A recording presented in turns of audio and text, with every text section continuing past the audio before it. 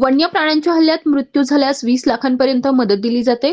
10 लाख रुपये धनादेशाद्वारे तर 10 लाख रुपये राष्ट्रीयकृत बँकेत असलेल्या दरमहा व्याज देणाऱ्या संयुक्त खात्यांमध्ये जमा केले जातात।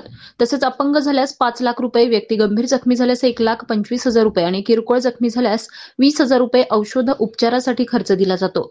मात्र बहुतेक वेळा याची माहिती वनविभागाला दिली जात नसल्यानं जखमी मदतीपासून वंचित राहिल्याचं दिसून येत आहे। कारण मदतीसाठी हल्ला झाल्यानंतर 48 तासाच्या आत वनविभागाचे अधिकारी आणि कर्मचारी यांना कळून 3 दिवसाच्या आत पंचनामा होणं अपेक्षित असतं, तरच लाभास संबंधित पात्र ठरतो। नानासाहेब श्रीरंग हजारे यांच्या बाबतीत हल्ल्याची घटना उलटून 15 दिवस झाल्यानं सामाजिक कार्यकर्ते डॉक्टर गणेश ढवळे लिंबा गणेशकर यांनी बीड वनपरिक्षेत्र अधिकारी अशोक काकडे यांच्याशी संवाद साधत बीड जिल्हा रुग्णालयातील कागदपत्रे तपासून सहानुभूतीपूर्वक विचार करून मदत द्यावी अशी विनंती केल्यानंतर सर्वतोपरी सहकार्य करण्याचं आश्वासन अशोक काकडे यांनी दिलंय। Tejvarta news network Beed. अजून दुसरीकडे कुठं नाही ना असं फिरा बरं।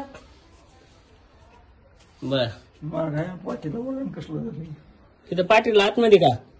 बर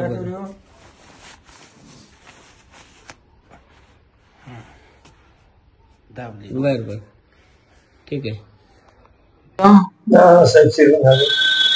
गाव पिंपरी काय झालं होतं नेमकं? कशाने कुणी हल्ला केला होता? काय करत होता तुम्ही?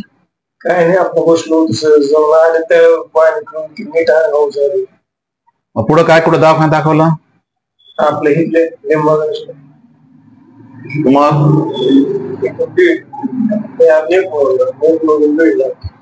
तिथं काय उपचार केले?